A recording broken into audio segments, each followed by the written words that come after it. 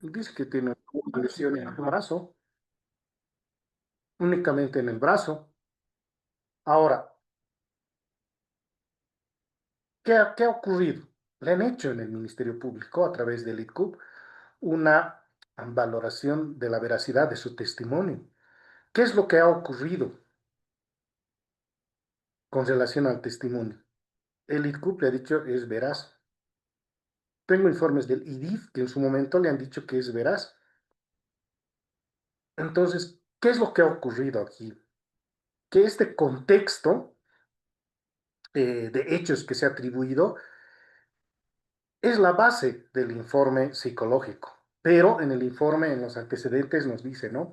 He tenido acceso a las 68 hojas del cuaderno, pero ¿qué es lo que ocurre? Que estos hechos no han sido materializados correctamente y esa pericia se ha caído. ¿A quién le perjudica? A la víctima, ¿no es cierto? De violencia, de agresión sexual, de cualquier naturaleza. Por eso es que este ejercicio está diseñado para poder corroborar pruebas. Primero, a ver, hagamos un ejercicio, un hecho que, a ver, no va a parecer violación, pero que sea violación. A ver, alguien tiene, me van a ir por favor dando insumos y voy a dar una idea central. Em, Perdón, doctor. mm, Doctor, Marina, adelante.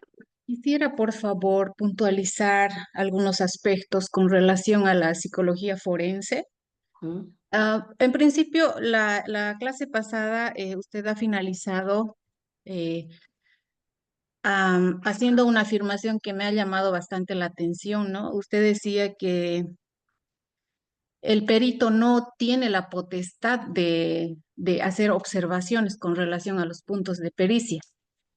Y en realidad, doctor, yo difiero de esa forma de pensar, le voy a decir porque es responsabilidad del perito realizar las observaciones pertinentes con respecto a la viabilidad o no de los puntos de pericia que solicitan para que nosotros podamos realizar las evaluaciones. En ese sentido, es fundamental entender o comprender que la psicología, al igual que cualquier otra disciplina científica, presenta limitaciones técnicas y metodológicas.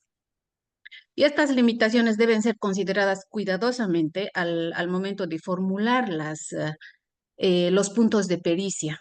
Para ello es necesario tener conocimientos básicos de la psicología forense, porque la psicología forense no puede responder todos los puntos de pericia que a veces los fiscales o los jueces señalan, ¿no? Por ejemplo, hoy día he recibido un requerimiento fiscal donde señalan que se pueda evaluar el trastorno por consumo de sustancias, se puede evaluar el trastorno mental del sujeto, porque era evaluación para un imputado, y también había un punto de pericia que hacía referencia a a, si mal no recuerdo, mm, a la probabilidad que podía tener el sujeto deseos carnales, textual, con relación a la víctima que era su hermana.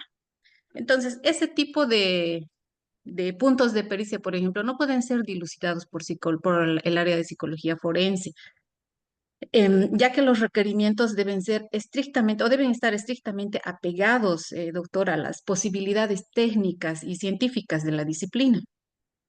Ahora, recordemos que el artículo 209 dice claramente que los puntos y los temas que se van a dilucidar en la pericia tienen que ser claros. Y estos puntos no están apegados a a las probabilidades o a las posibilidades de que el área de psicología forense pueda responder.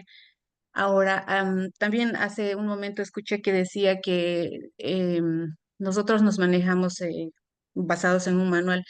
Evidentemente es así porque como funcionarios públicos tenemos los lineamientos de trabajo y como institucionalmente se rigen todos los funcionarios públicos, entonces tenemos que estar acorde y apegados a estos lineamientos de trabajo.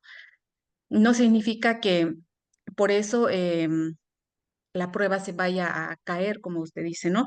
Además, este manual se presume, porque usted dijo es inconstitucional, y yo le digo que se presume la constitucionalidad hasta que no haya un antecedente de inconstitucionalidad, ¿no? O sea, tendría que haber algún proceso o algún procedimiento que demuestre que este manual es inconstitucional. Entonces, yo estoy segura que después de esta capacitación, muchos de los fiscales van a empezar a solicitar tal vez puntos de pericia que no corresponden al área y no vamos a poder dar respuestas técnicas y científicas acorde a lo que van a solicitar. Por ello, por favor, le pediría encarecidamente que podamos tal vez hacer un intercambio de ideas para que podamos complementar, porque estamos aquí siguiendo, no soy la única perito, habemos muchos forenses, peritos forenses que estamos en este diplomado, y tal vez a partir de este conversatorio que sea más ameno y que exista una comunicación más fluida, podamos em, llegar a un entendimiento mucho más técnico y científico, doctor. Gracias. Perfecto. Muy, muy, muy interesante. A ver, primero, usted lo ha dicho, 209. Cuando estamos en juicio, o sea, nosotros no lo podemos limitar a las partes. ¿Cuándo le limitamos, por decir? Cuando a mí me pide, cuando ya hay una pericia y me pide otra pericia a la víctima, ya es violatorio de la ley. Pero sin embargo, cuando se han aprobado los puntos de pericia, ni el juez los puede modificar. Es así de básico. Entonces, ¿qué es lo que ocurre? No, el perito, no, ha habido casos qué hemos hecho nosotros. Directamente hemos oficiado al fiscal general, porque ¿qué es lo que ocurre? Cuando la perito del IDIF nos devolvió estos puntos de pericia están mal. ¿Qué está haciendo? Está emitiendo ya un criterio. No es su papel. ¿Qué es lo que debería ocurrir? Por ejemplo, tiene toda la razón. Siempre las partes proponen y en los oficios que se envían, siempre en el acta, nosotros le decimos, lo que no se puede, no se puede. Pero nosotros no le podemos decir, señor, esto no va a ser. ¿Por qué? Porque estamos limitando el derecho a la defensa. Es una garantía constitucional. Entonces, vean ustedes, porque digo, puede presumirse, sí, pero ¿qué hacemos nosotros? Nosotros aplicamos, no únicamente en favor de uno o en favor del funcionario, la norma convencional, la constitución política del Estado, cuando nos señala el derecho a la defensa está garantizada. Entonces, ¿qué es lo que tiene que hacer el perito cuando existe esas disposiciones? Básicamente no las devuelve. Agarra y en su pericia dice, esto no se puede, básico. Nadie, nadie les va a sancionar, nadie va a hacer, no va a tomar ninguna medida respecto de estos puntos de pericia. ¿Por qué? Porque ustedes tienen un catálogo limitado de puntos de pericia en materia de violencia.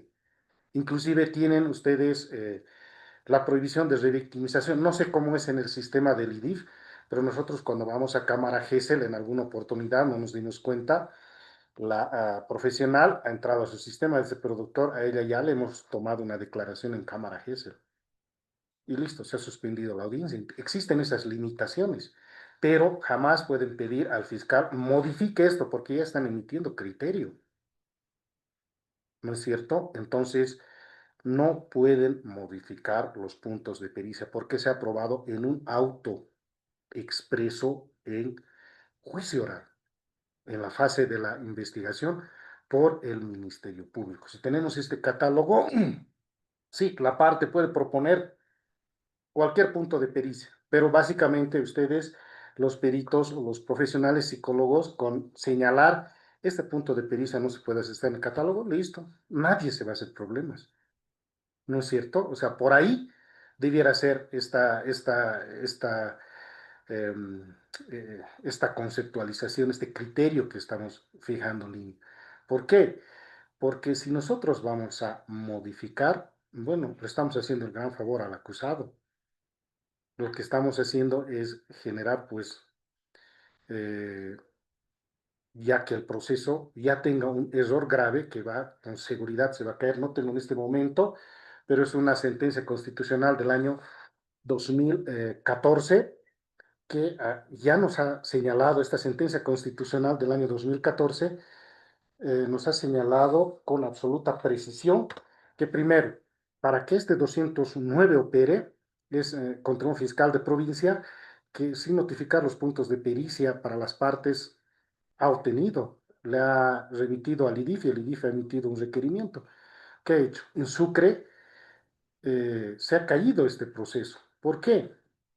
Porque le han dicho, tú no le has dado a las partes la oportunidad que dentro de los 3 días hagan la observación o propongan nuevos puntos de pericias o con el resultado. ¿Por qué con el resultado? Porque para que pida complementación, aclaración y enmienda del punto de pericia. Y vas con juicio, ya no te, para mí, si el perito va a ir a sustentar, ya no tendrían que pedirle aclaraciones para que vean, esta es una especie de seguridad que el Tribunal Constitucional ha establecido, pero que no está en el artículo 209. Entonces, no es que el perito pueda modificar, no puede modificar puntos de pericia. Está absolutamente claro esto. También los señores fiscales lo tienen absolutamente claro, porque en sede del Ministerio Público, en la etapa preparatoria, lo que se hace es buscar siempre que se notifiquen, que se cumplan. Esa sentencia constitucional es regla y debe estar también en su manual de actuaciones respecto de la notificación. Entonces, imagínense si hoy es 26 de junio del año 2025, yo emito un auto para que pueda ser impugnado, solicitar complementación y enmienda a las partes, es en audiencia.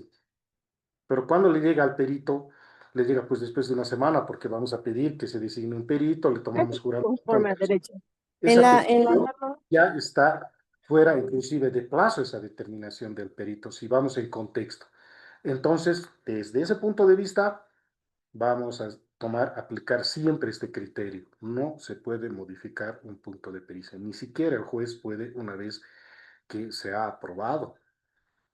Así que eso, por favor, queridos colegas, señores peritos, hay que tener claros.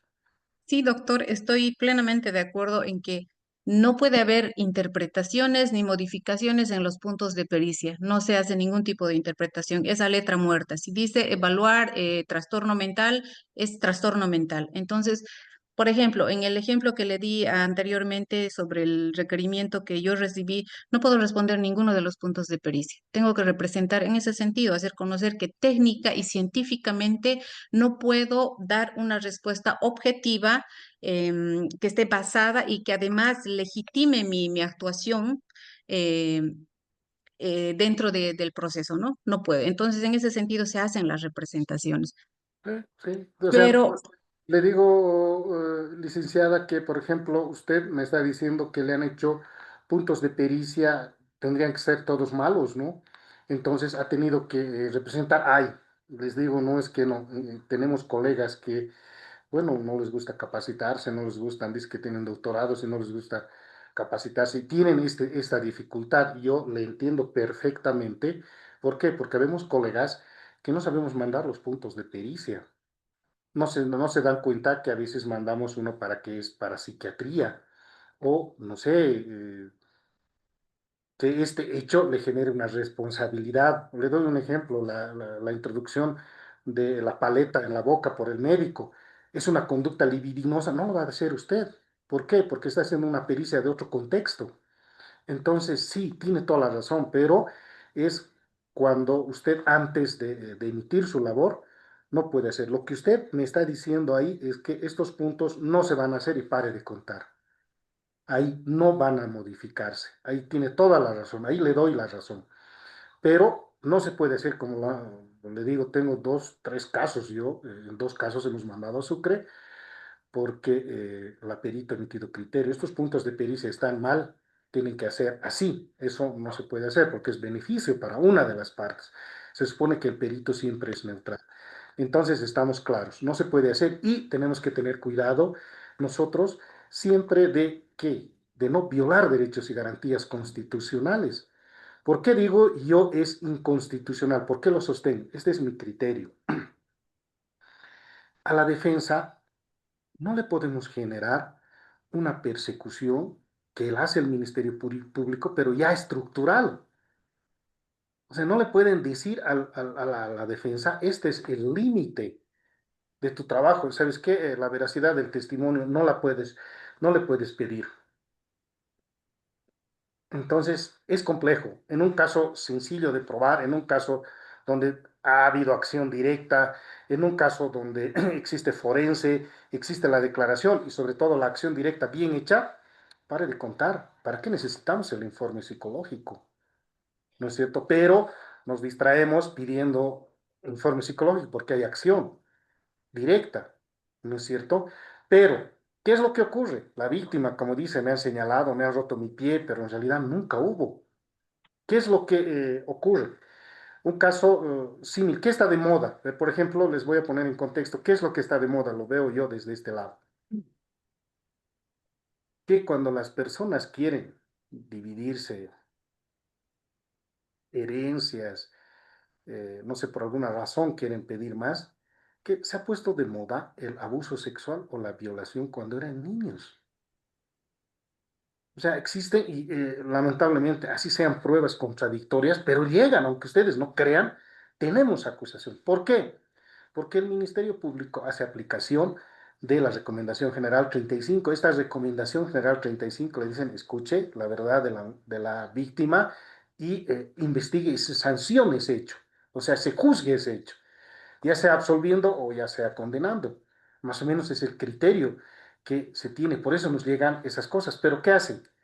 Ahí el trabajador social en el SLIM nos dice, y correctamente tengo un par de casos, correctamente dice, bueno, estos problemas he identificado que la señora quiere que se le divida a su favor o que se entregue a favor toda la herencia. Ha identificado. Entonces se genera una necesidad de ver por qué está señalando, por qué les digo.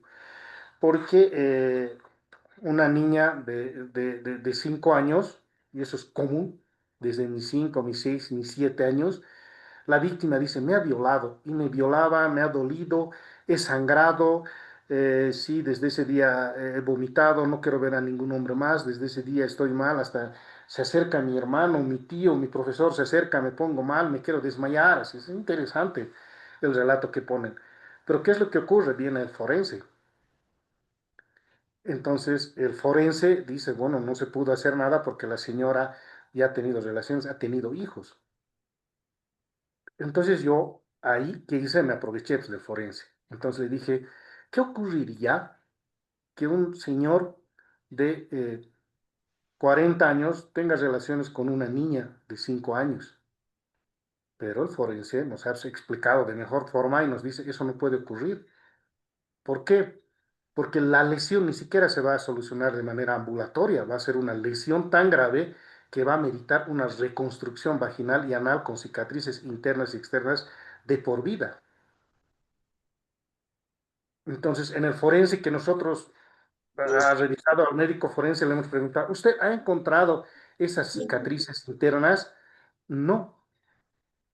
¿Y por qué no puede acomodarse por la flexibilidad? Me dije, bueno, es fibroso hasta a los 11 años, si no me equivoco, me dijo. Y después existe una hormona que genera las niñas y se vuelven inelástico, pero antes no. Entonces ahí, vean, existe la necesidad de la veracidad del testimonio. La palabra, doctor. Eh, Adelante, Carmen. Gracias, la palabra, bueno, increíble. doctor. Antes, Eh, Carmen, por favor. sí, Adelante. gracias.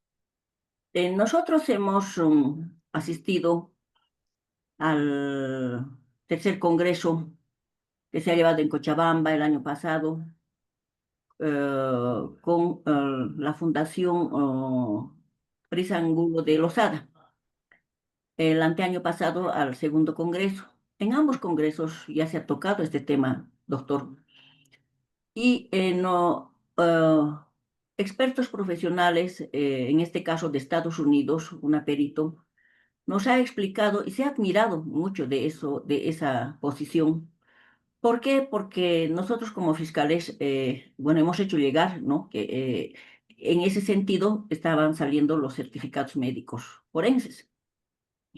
Y la perito de Estados Unidos ha quedado totalmente indignadísima y claro, se ha llevado a cabo perdón, disertación de su parte con traductor. Entonces nos ha dicho, ¿cómo? ustedes pueden trabajar de esta manera, están dejando en la impunidad muchos casos.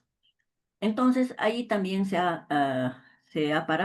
paró en ese momento una perito de la ciudad de La Paz y le dijo, ¿no? O sea, así dice tal autor.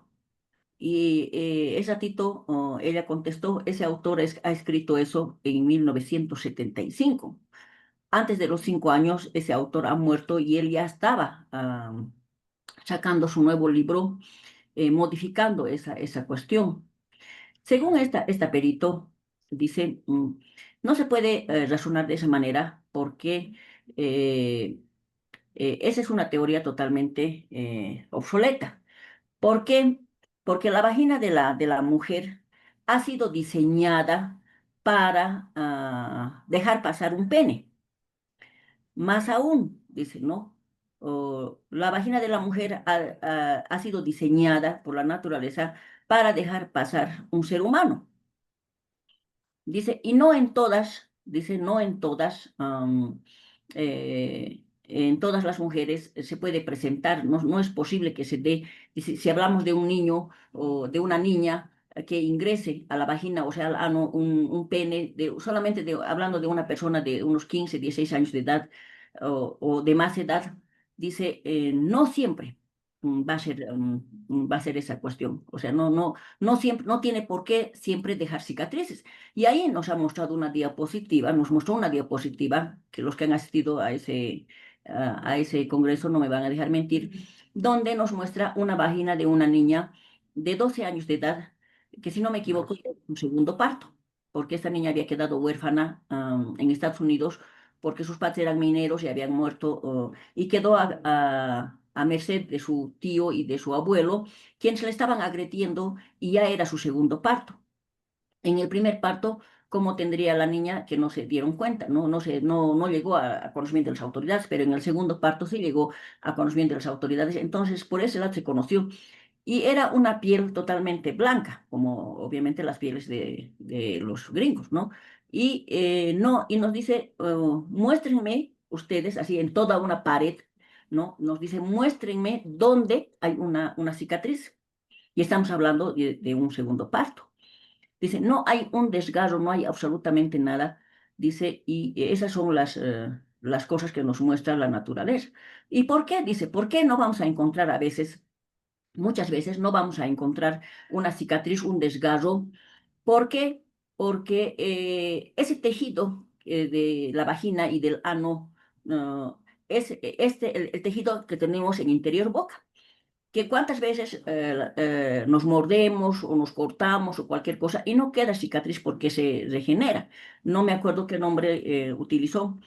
Entonces a mí me parece razonable esa situación. Y por otra parte, doctor, también nosotros por la experiencia conocemos casos y tenemos, obviamente, a veces tenemos la oportunidad de hablar con las víctimas. En este momento, doctor, yo estoy atendiendo un caso de una señora que a sus 40 años recién ha puesto una denuncia contra sus hermanos que eran entonces de 16, 17 años de edad. Ella manifiesta, yo tenía 7 a 8 años de edad. Dice, ¿no? Y mis hermanos eran robustos, todo, dice, y me violaban. Me violaban, ¿cuántas veces me habrán violado? Dice. Y ella dice, ¿no? Dice, no, seguramente la primera vez he debido sangrar un poquito, pero después no, dice. Y ese pene entraba y salía de mi vagina, dice, y nunca más, dice, y no he tenido mayor problema. O sea, porque dice, no me ha matado, no quedaba, dice, me dolía, sí, pero me dolía porque entraba hasta el fondo y chocaba, como me hacían echar sobre algo duro y parecía que chocaba, pero yo sentía un dolor a la altura de los riñones, dice, más o menos, porque claro, yo sentía que eso chocaba a un fondo. Pero, dice, esos penes de mis hermanos entraban y salían como si nada. Dice, y la señora ahorita tiene 40 años. Y justamente en este momento estamos en un juicio. No sabemos cómo vamos cómo nos va a ir, pero aquí por lo menos sería el primer juicio que estamos atendiendo de una mujer que con 40 años recién se animaba a denunciar. ¿Y por qué ella se anima a denunciar? Porque su hermano ha entrado a la cárcel por haber violado a otras niñas, ¿no? Entonces, dice la señora, dice, yo tenía toda la predisposición, dice, de callarme porque por la vergüenza y por mi marido y por mis hijos, por todo, dice, me cerré y quería llevarme este secreto a la tumba. Y lo único que he hecho de mayor ya es alejarme y me he ido hasta la ciudad de Santa Cruz. Pero dice, cuando me he enterado esto, que habían otros niños violados, entonces yo me pongo a pensar cuántos niños más no hay violados, entonces de una vez que se sepa esto, y por eso he decidido hablar. Entonces, doctor, eh, ¿eso hasta qué punto puede ser cierto, no es cierto? O sea, la naturaleza humana es verdaderamente es verdaderamente incierta en estos casos. Y pues, también la víctima tiene el derecho de que, por más que haya una división de herencias y todo que casi siempre hay, o siempre sale a la luz cualquier cosa, nosotros también trabajamos bajo la credibilidad hacia la víctima cuando es Es muy... obligatorio. Cuando ya nosotros también nos damos cuenta de que realmente no podría ser, obviamente nosotros rechazamos, pero no es tan fácil de decir para nosotros, o sea, no hay una división de herencia y por eso es poco creíble, que hay una división hay una deuda de por medio de harto dinero y entonces no es creíble y se rechaza el caso. O sea, no, para nosotros lamentablemente no puede funcionar así. Y entonces los médicos forenses hasta ahorita, bueno, ya se comprometieron en ese entonces a que iban a cambiar esta mentalidad y todas esas cosas, ¿no? Les dio la perito bastante bibliografía y todo aquello, pero hasta ahorita, la verdad, no, yo desconozco, yo por lo menos no estoy trabajando mucho con certificados médicos forenses, porque las violaciones generalmente son antiguas, que vienen las denuncias. Cuando son actuales, bueno, que en este año creo que me ha tocado uno o dos, pero generalmente las denuncias con las que trabajamos son antiguas, ¿no? Son de hace años que ya las niñas llegan a la adolescencia o ya cuando les dan una clase de educación sexual, las niñas recién hablan. Y obviamente, pues para el Ministerio Público se hace cuesta arriba, ¿no? El trabajo, como usted comprenderá, porque ya es difícil de probar, porque nunca vamos a tener testigos, no tenemos otras pruebas periféricas como nos siguen exigiendo los jueces. Entonces, obviamente, es un trabajo muy difícil para nosotros, pero ahí vamos haciéndole la lucha, ¿no? No queda. Gracias, doctor. Muy bien, interesante. Miren, ese criterio, bueno, yo también participé en la transmisión de ese congreso. Es más, bueno, esto también se ha discutido en la UNAM de México, en la que también igual hubo una participación con el INACIPE, también que la realizó. Pero también debemos tomar en cuenta lo siguiente. Es una obligación. O sea, el Ministerio Público no podría rechazar. Pero ¿por qué nosotros tomamos eso? Tengan en cuenta lo siguiente. El americano, el suizo y más cerca aquí, el chileno, son personas correctas. O sea, son personas que no conocen un poco de la viveza criolla. ¿Qué es lo que ocurre aquí? Yo pongo mis manos al fuego. Un buen porcentaje de inocentes en la cárcel. Ahora, no es que exigen los jueces la prueba periférica, sino es una exigencia de la Constitución Política del Estado, una de sus 17 vertientes, nos habla de la valoración racional de la prueba. Y la valoración racional de la prueba es individual, colectiva. Eso ya está, ya ha sido superado, no hay lugar a discusión. Entonces no podemos condenar a nosotros con la mera declaración. Por eso es que este ejercicio va precisamente realizado a eso. ¿Con qué cubrimos? Ahora, ¿por qué tiene toda la razón? ¿Por qué yo asumo este criterio? Porque hemos hablado de una niña de 12 años que estaba en su segundo embarazo. Pero lo que yo dije es que a partir de los 11 años, si no me equivoco, el médico forense también puso inclusive, eh, el parámetro que había sido diferente en el altiplano, en la altura, en el llano, y todo eso, secretar esa hormona. A esa edad la niña ya estaba secretando una hormona, esa hormona que ya deja de ser fibrosa. Entonces, ¿qué es lo que ocurre? Inclusive ha señalado, a ver, este orificio vaginal a esa edad, estamos hablando de 5 años, a esa edad, ese era el ejemplo que di, a esa edad de los 5 años se va a abrir 2 centímetros, pongámosle 3 centímetros, pero el pene de un adulto ya es más grande. Entonces, si esto es fibroso, siempre va a haber lesiones graves, ¿no es cierto? Va a haber lesiones graves. Ahora, si estamos hablando de una niña, digamos, de 12, 13 años, es pues un poco ya complicado. No se olviden que ahora todos ya no existe. Antes era una extrañeza tener el himen elástico, ahora todos tienen el himen elástico. Ya no podemos preguntar, ¿tienen himen elástico? No, ya no, porque eso ya es un pecado procesal. Tenemos que pensar que de todos es himen elástico. Entonces sí existen estos criterios que son razonables. ¿Por qué? Porque también el Ministerio Público tiene la obligación de hacer la persecución penal. O sea, no podría desechar tan fácilmente, le doy toda la razón. ¿Por qué? Porque nos obliga la Recomendación General 35, no podemos generar impunidad. Ese hecho tiene que juzgarse como sea, pero siempre tenemos que tener un poco los criterios racionales. No nos olvidemos que la viveza criolla ha hecho que ahora los abusos sexuales estén de moda, siempre tienen un contenido. ¿Por qué? Yo digo que tenemos que hacer este ejercicio. Porque cuando el Ministerio Público, la víctima o los abogados en el litigio acusan, pero lo que tenemos que hacer es señalarle al juez, señor juez, con esto usted la única puerta que tiene para salir es esta, que es la condenatoria.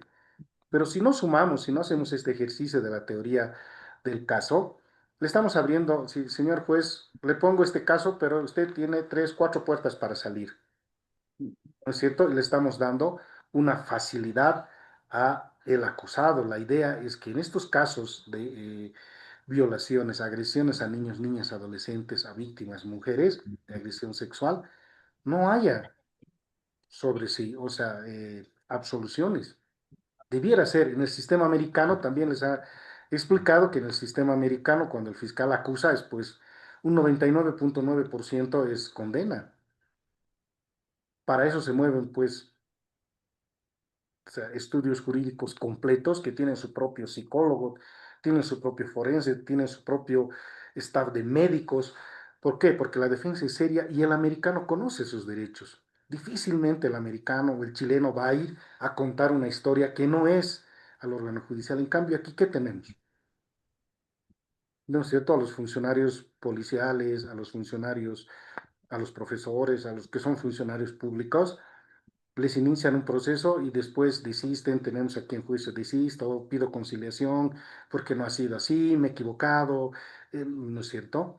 Porque he sido inducida, he declarado, no es, inclusive tienen el tupé, vean ustedes aquí en juicio, tienen el tupé de decir, yo le he dicho al fiscal, porque ya no está el fiscal que acusó. Yo le he dicho al fiscal, he ido personalmente a decirle al fiscal que eso no ha existido, yo me he inventado porque me ha dado rabia, le encontré un mensaje con otra mujer. Vean, o sea, ¿cuál es el tema?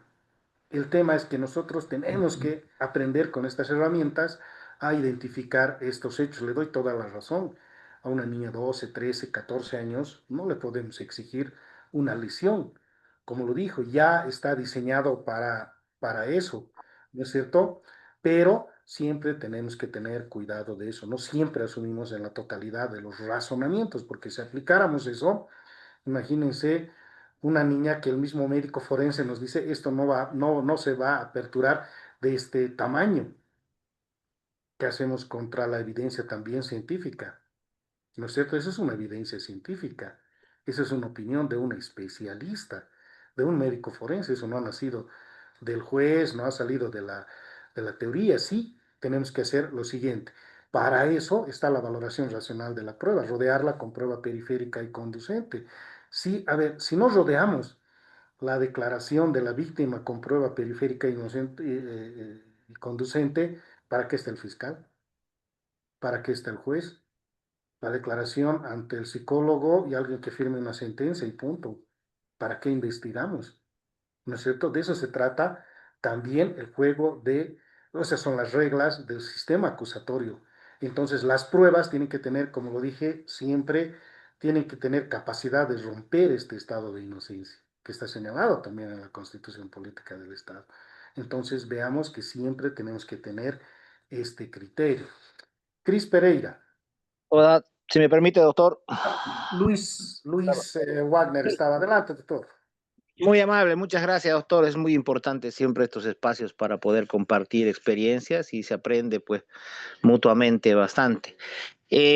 Mencionaba usted sobre, y por la experiencia le digo, eh, manifestaba usted sobre los puntos de pericia. Evidentemente, doctor, si la palabra vamos a mencionar, modificar, cambiar, sustituir, observar, dista mucho, mi querido doctor, porque tome usted en cuenta, la práctica es diferente. Cuando se plantean puntos de pericias, inclusive hay puntos de pericia con similares solicitudes, o sea, la defensa, el Ministerio Público y la parte civil proponen inclusive los mismos puntos de pericia, quizás con una u otras dos palabras diferentes. En mi concepto, doctor, sí se puede modificar.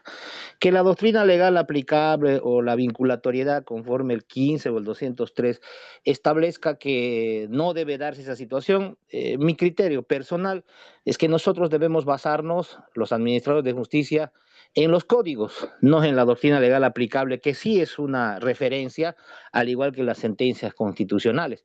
Pero tenemos un único código procesal y penal en la cual debemos regirnos. Doctor, claramente dijo Marina Velázquez, como la perito, cómo se establece y corroborada por Carmen Rosa Encinas, fiscales y una perito, de que, imagínese usted, doctor, menciona que una persona de 12 años, ya una persona de 12 años no es una niña, doctor, es una adolescente. La de 13 y 14 también es una adolescente, ya no son niñas, ¿no? Y también por la práctica, mi querido doctor, estoy seguro que usted ha podido observar también esa situación. Fíjese usted que hasta los fiscales aprendemos inclusive de medicina forense.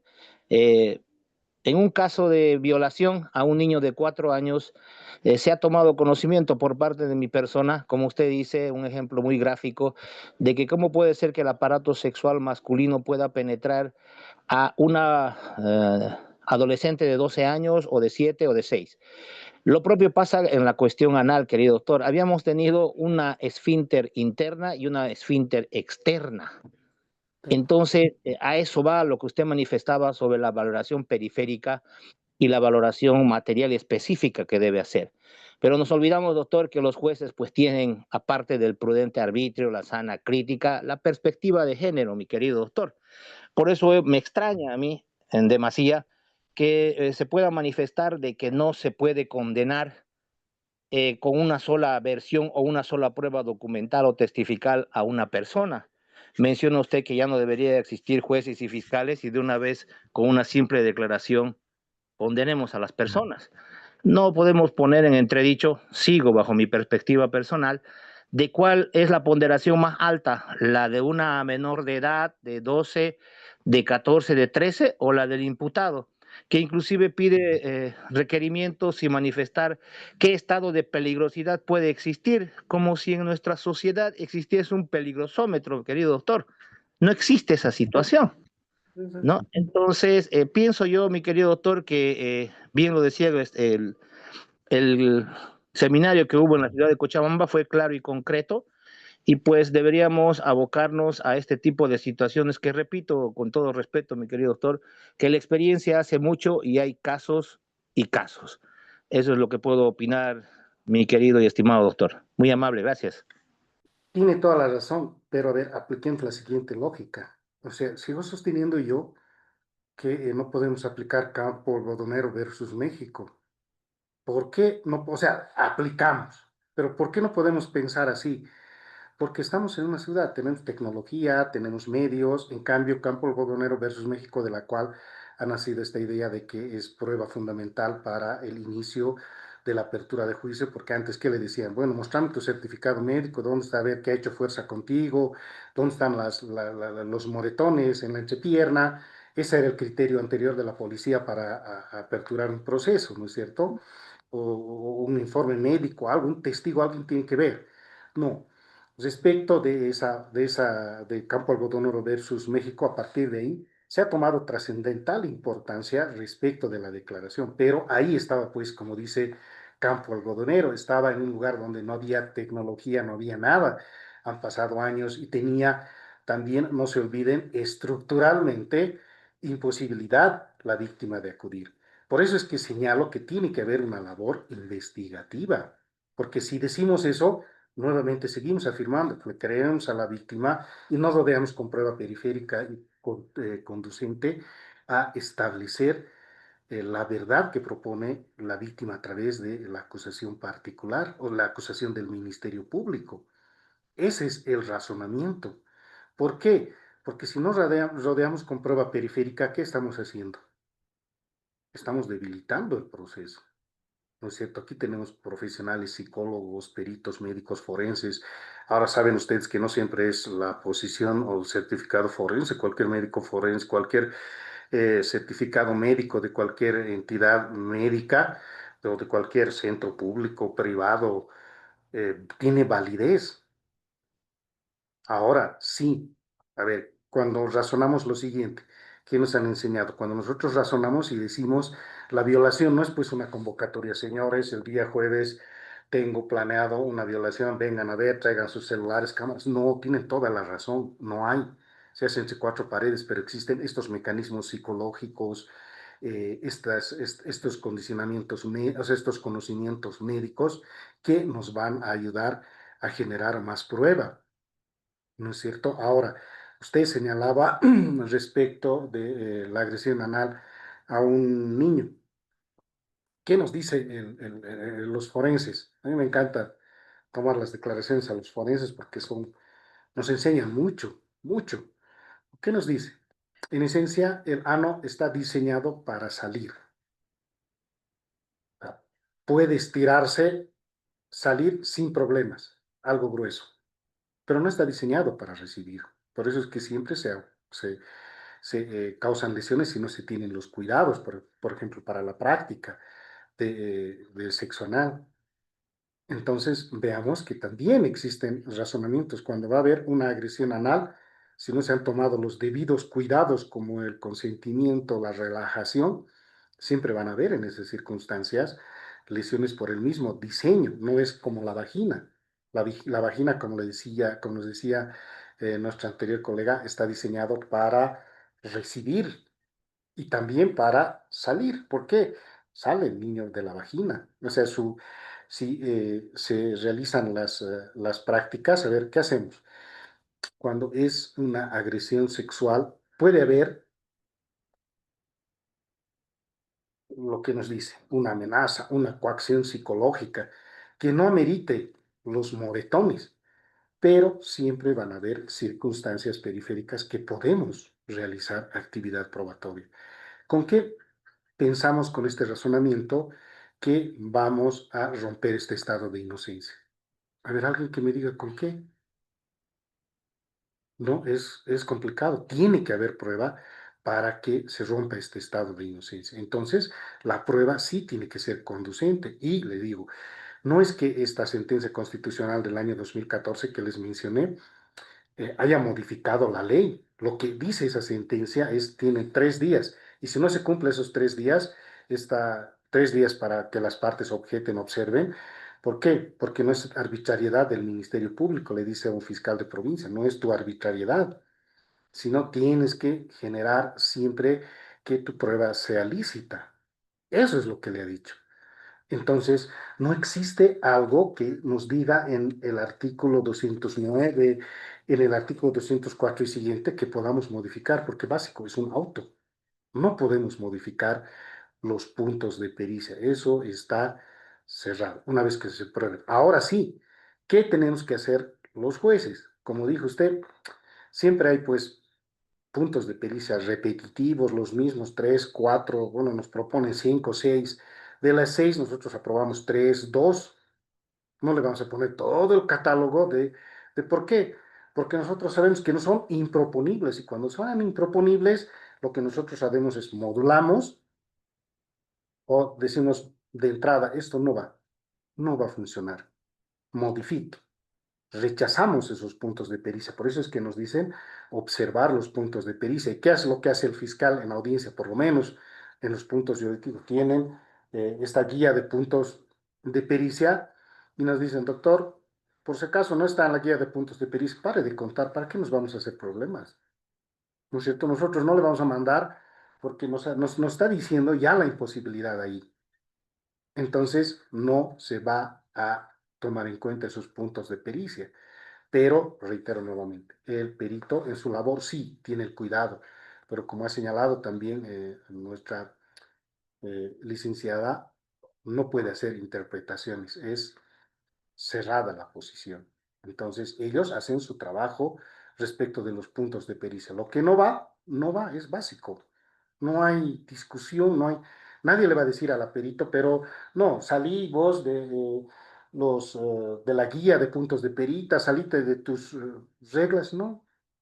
Como dice, nadie ha planteado una acción de inconstitucionalidad, una acción de amparo contra que yo sepa, por lo menos, hasta la actualidad no tengo conocimiento de alguien que haya planteado eso respecto de eso, no hay. Nadie discute, ¿no es cierto? Nadie discute, pero sí no pueden emitir criterio antes. Agarren, digan, emitan, por decir, se les han mandado 5 puntos de pericia, uno es el que va a dar lugar, listo, hagan ese único punto de pericia, el resto, esto no se puede hacer por esto, punto.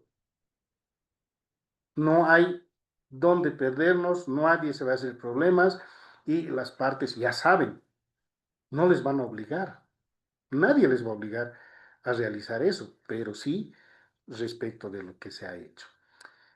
Cris Pereira. Gracias, doctor. Bueno, esta parte un poco más reflexiva, ¿no? Por todo lo que se ha estado hablando. En primera instancia voy a retomar lo que se decía en las anteriores clases, lo que usted mencionaba respecto al interés superior y todos los lineamientos internacionales que nunca debemos obviarlos, ¿no? Porque son el mejor lineamiento a mi perspectiva que los protocolos y los manuales que se tienen, porque los manuales y todo lo que se tiene es precisamente como base siempre normativa internacional, como las sentencias constitucionales. Sin embargo, la normativa internacional eh, es mucho más específica y escueta en temas de ejemplificar casos, lo que no te hace un manual y lo que no te hace un protocolo. Otro tema que me gustaría o punto a recoger es lo que bien había manifestado en la anterior clase la doctora Cecilia Bolívar respecto al adultocentrismo. Muchas veces en nuestra posición como autoridades o como instituciones nos olvidamos de ponernos en esa situación del niño y considerarlo como un sujeto de derechos y seguimos pensando como adultocentristas, ¿no? Pensando en mi institución o pensando cuál es mi perspectiva de lo que yo creo que se puede investigar o cómo se deben hacer las cosas. Creo que deberíamos pensar más allá, comparto con usted el tema de que no debería haber una limitante en este aspecto, más aún tratándose en delitos de agresión sexual, como bien ya lo mencionaban algunos fiscales que han asistido a las capacitaciones o a los encuentros que ha generado la Fundación de Brisa de Angulo, CUBE. Yo me acuerdo de la primera capacitación cuando los trajeron a los profesionales por primera vez, a los médicos forenses, es este modelo de Corner House, que es un modelo de Minnesota y que son las médicos forenses las que están y las que no solamente tienen un criterio de atención transdisciplinaria, que lo ha reflejado CUBE sin médico forense, pero tiene una parte integral terapéutica.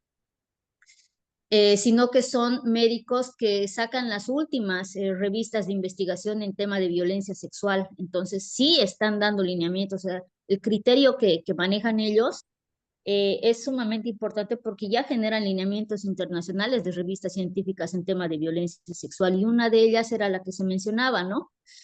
Que puede haber 1001 causas que nosotros ya conocemos como abogados, casos que se nos han dado, donde el médico forense puede salir de que no hay nada, pero no precisamente porque digamos que la vagina de una niña o de una adolescente está apta para que un pene la introduzca, que eso es un comentario adultocentrista, sin entender y recordar el interés superior, sino que simplemente como cualquier parte del cuerpo, muchas veces las laceraciones o no se hacen o se pierde por diferentes situaciones. En un caso particular que yo atendí hace algunos años en Tarija, mi agresor tenía Ministerio Público, el fiscal me acuerdo que rechazó el caso, pero el fiscal departamental revocó ese rechazo porque se ahondaron más las pericias y se vieron que el agresor tenía enanismo en el pene, que por eso no le había generado ningún tipo de laceración. Entonces, muchas veces generan laceraciones, muchas veces no. Está el caso del bebé Alexander, que también que muchos hemos conocido, que ha sido a raíz de una infección estomacal que ha tenido el bebé, que le ha generado esa laceración y todos han mencionado que ha sido violación. Y comparto nuevamente también con usted el hecho de que es importante de que se reúnan las pruebas suficientes para determinar tanto inocencia como culpabilidad.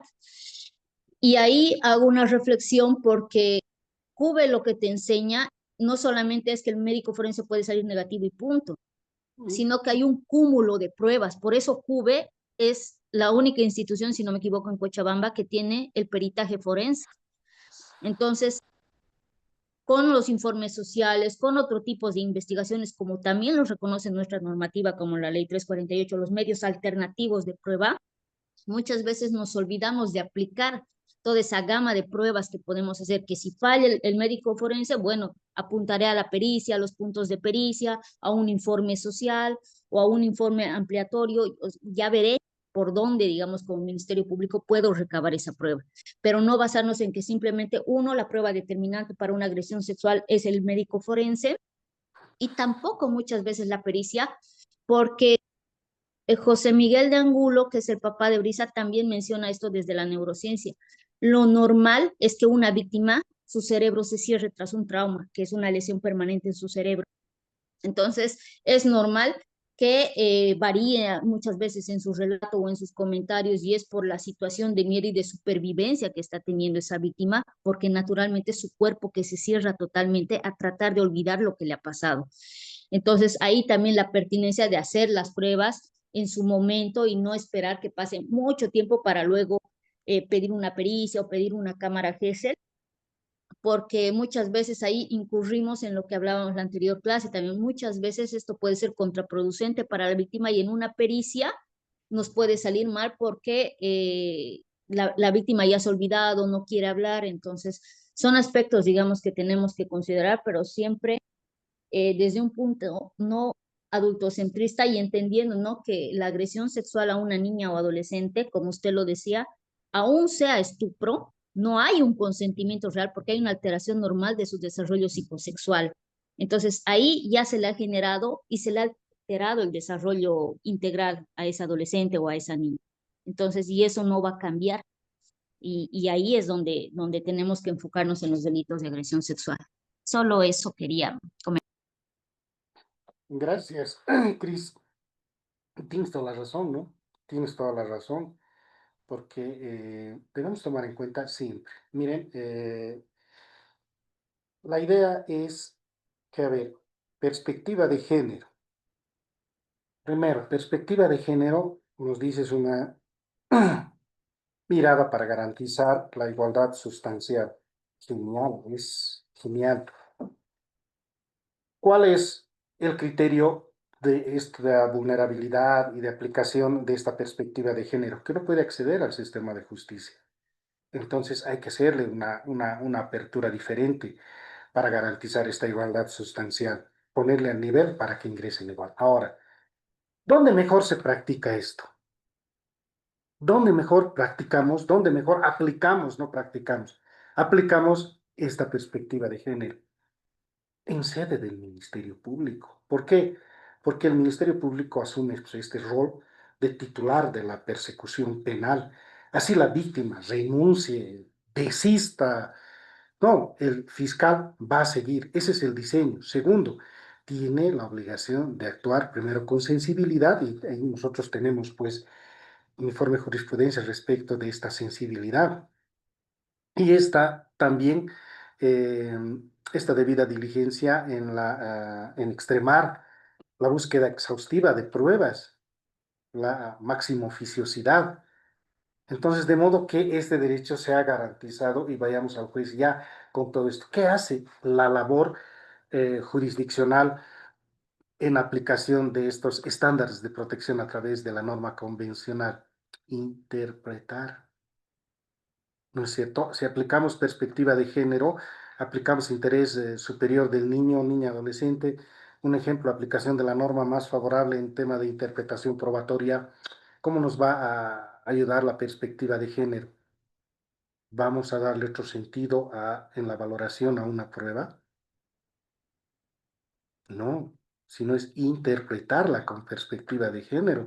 Ustedes saben que ya existe en España una discusión respecto y hay una posición.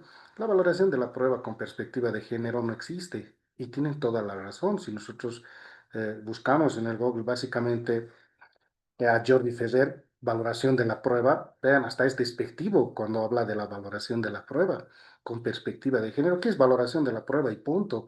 ¿No es cierto? ¿Por qué? Porque no debemos dejar de investigar y asumir que vamos a condenar. Toda la razón en el sentido de que no únicamente debemos rodear de estos elementos probatorios, podemos condenar inclusive por violación sin certificado médico. Podemos condenar sin mm, médico forense, sin pruebas, abuso sexual. Esos audios que les di, les voy a explicar después de este ejercicio, no importa la próxima clase, pero me interesa que esto hagamos. ¿Por qué? Porque ahí se condenó únicamente con unas imágenes que no estaban en el momento, pero el contexto de conocimiento que se ha puesto al fiscal o al juez ha sido pues contundente. Me adelanto un poco. Es un joven que estaba dos de la mañana en un parque tomando. Y estos dos jovencitos, mira, la niña tenía 12 años y el otro tenía 16 años. ¿Qué es lo que ha pasado? Este les aborda con bebidas alcohólicas y les convence de ir a tomar a su casa. Mire, ahí hay imágenes que no las han judicializado, pero yo las vi. Pero hay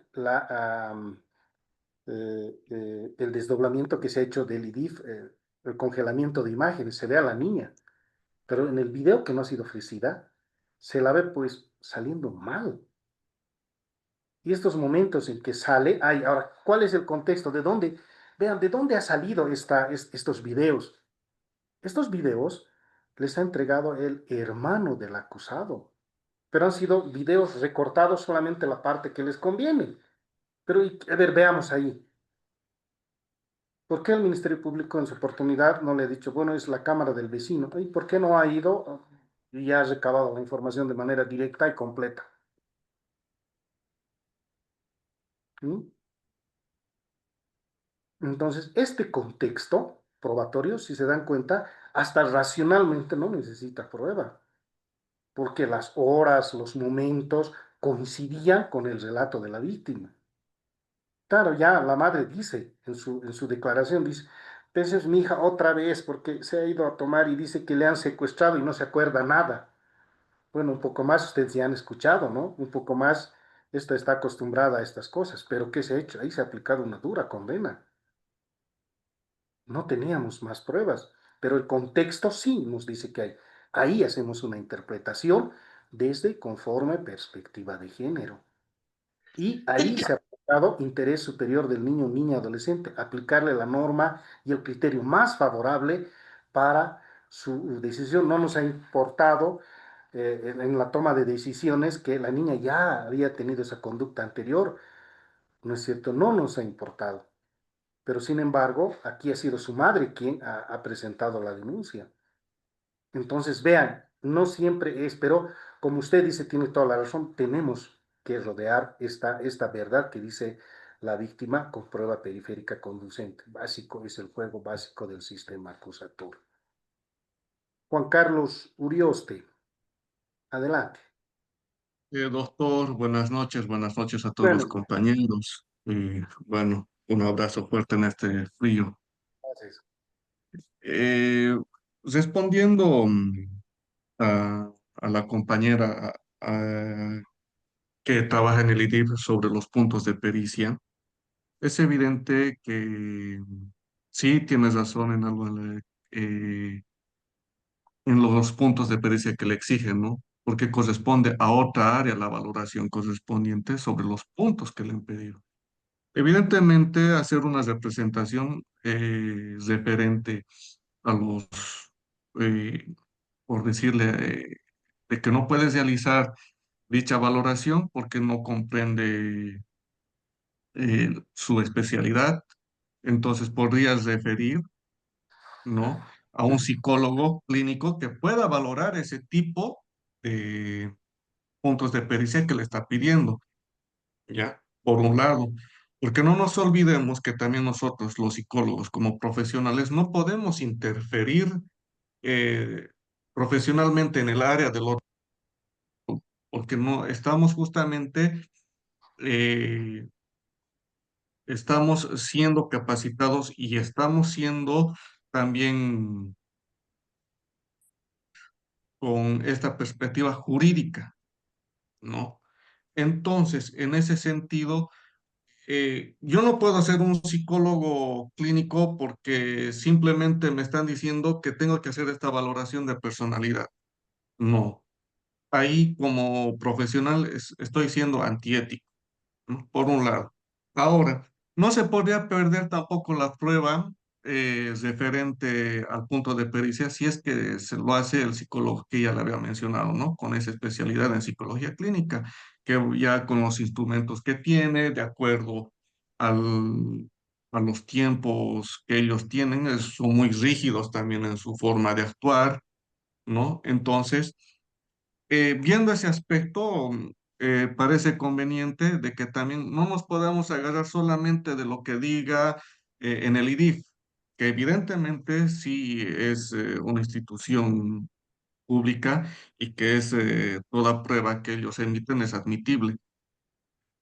Sin embargo, no tenemos que olvidarnos de las otras áreas, ¿no?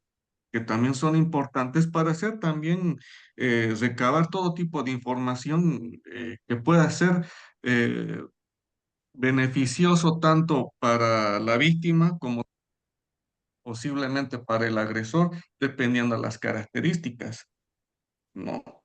En ese aspecto, doctor, compañeros, eh, ir por ese lado tendríamos que englobar a todas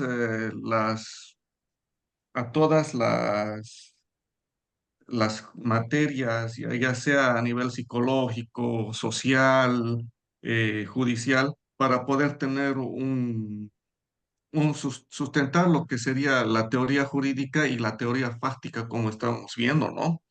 Eso a acotar, estimado doctor. Juan Carlos, gracias por aclararle algo que no le entendí muy bien. Muchas gracias, realmente muchas gracias a nuestra compañera Perito. Tiene razón, ¿no? O sea, cuando no existe, cuando no le ha, no puede ya realizar, ¿por qué? Porque corresponde a otro profesional.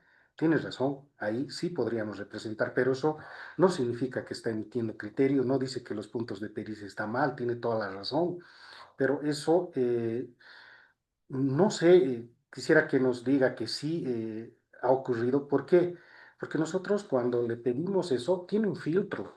Los fiscales son muy avanzados y muy especializados en ese tema porque nos dicen un perito en psiquiatría, un perito en psicología, nos dicen, y nosotros hacemos ese requerimiento al encargado del IDIF para que nos mande un nombre de un perito.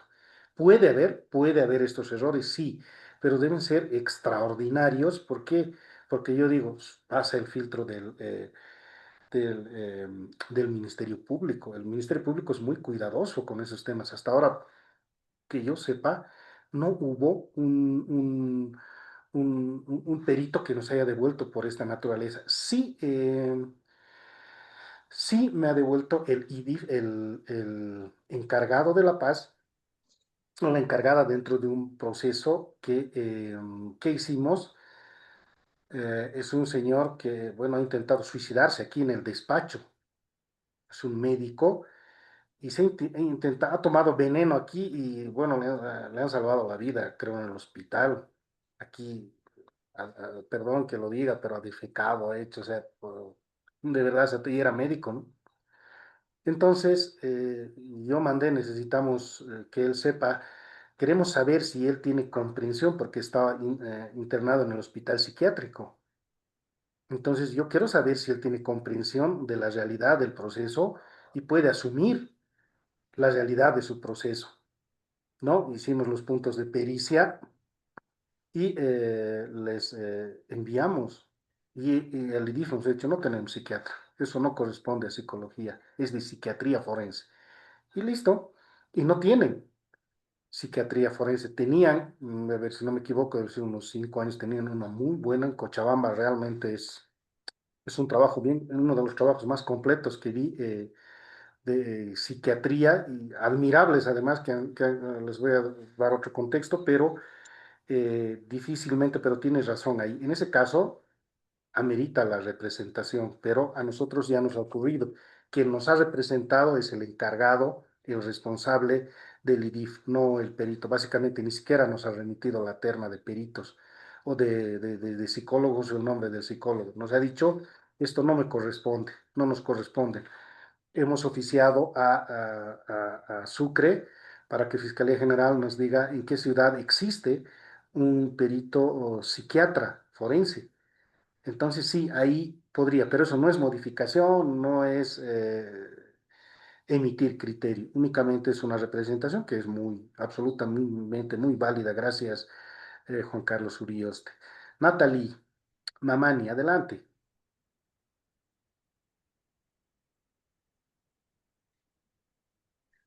Doctor, buenas noches, mil disculpas. Bueno, doctor, acotando a lo que mis compañeros han explicado, bueno, los profesionales, porque acá creo que todos somos profesionales. Yo soy la teniente magíster Natalie Mamani Yucra, investigadora de la FELCB por mucho tiempo, de los delitos contra la vida, ¿no? Que son los delitos corporales. Entonces, por lo que yo he tenido muchas experiencias, ya sean buenas o malas, con el Ministerio Público en el caso de los médicos forenses, ya que he escuchado y entro prácticamente en coordinación con ellos, donde que los médicos forenses realizan las valoraciones de acuerdo a su criterio. En mi caso, yo he llevado incluso personas o mujeres eh, que les faltaba una parte de su oreja porque le han mordido, les faltaba una parte de la frente, estaban totalmente ensangrentadas, totalmente golpeadas, con moretones y con lesiones incluso abiertas, pero les han dado prácticamente unos 6 días. Pero sin embargo, otra muchacha estudiante de la universidad que igual viene a denunciar por violencia y solamente tenía una rascadura que era en la espalda y le da 5 días. Imagínense. Y eso de los fiscales, también como investigadora, yo he visto que existe el miedo prácticamente cuando hablan de violencia y cuando hablan acerca de la 348, cuando existe cualquier tipo de denuncia de una mujer. Prácticamente ellos toman una decisión demasiado drástica, incluso sin haber pruebas. Yo he visto muchas veces y me ha parecido, creo que todos acá tenemos hermanos, tenemos primos, tenemos sobrinos y algunos deben tener hijos. Y yo pienso que siempre vamos a buscar que todo esté equilibrado. El hecho de que yo sea mujer no significa que yo tenga que estar de parte de la mujer. Significa que yo tengo que llegar a la verdad histórica de los hechos mediante pruebas y no solamente pedir pruebas a la víctima, sino también el sindicado tiene derecho a defenderse. En todas las, en todas las capacitaciones, bueno, que yo he ido tanto de los ministerios, de ONGs y otros, siempre la mujer va a ser víctima y el hombre va a ser el agresor. Entonces, al tratarse en este tipo de casos, siempre los fiscales van a tener un poco de miedo y mandan con detención preventiva a partir de los 4 días.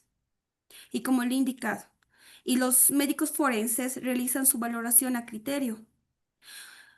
Ahora, también hablando acerca del caso de, de la penetración,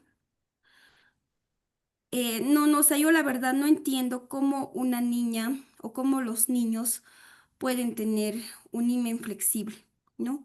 O himen elástico.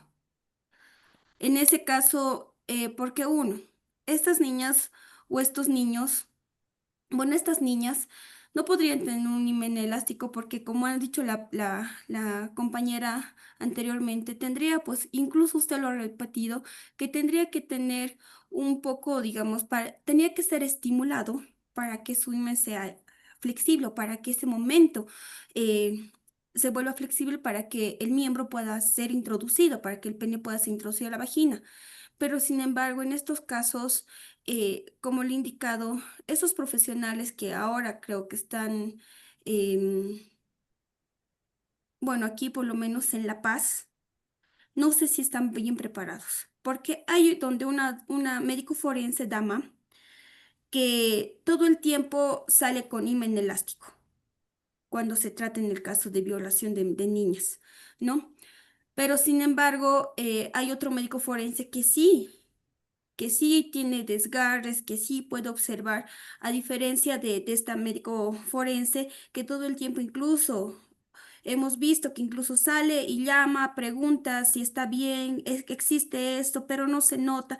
Entonces creo que aquí todavía no están las personas correctas para poder determinar eso. ¿No? Tal vez la falta de preparación o tal vez incluso la corrupción que existe en toda institución, creo. Porque quieran o no, estos médicos forenses, tal vez no todos, pero hay algunos que les falta preparación. Y yo siempre he refutado en contra de esta médico forense. ¿Por qué? Porque incluso ella teniendo pruebas, está preguntando a otras personas, está preguntando a otro médico para poder tomar o para poder sacar un resultado. Yo creo que tendríamos que ser más preparados y como les digo, no siempre, muchas veces, como el compañero anteriormente igual lo dijo, hay víctimas y hay víctimas. Yo he visto muchas veces con total tristeza que hay casos incluso inventados y nosotros prácticamente somos la parte que nos usan, que nos utilizan, tanto sea Ministerio Público, Policía Boliviana, otras instituciones donde nos utilizan para poder realizar todo tipo de denuncias. Yo he atendido un caso de una mujer donde tenía 12 casos aperturados por violación 5, después por abuso sexual, por tentativa de aborto. Entonces, ¿qué podríamos hacer? Porque la ley es clara y no podemos fiscalizarle nosotros por qué está denunciando tanto esta persona, ¿no? Esta dama.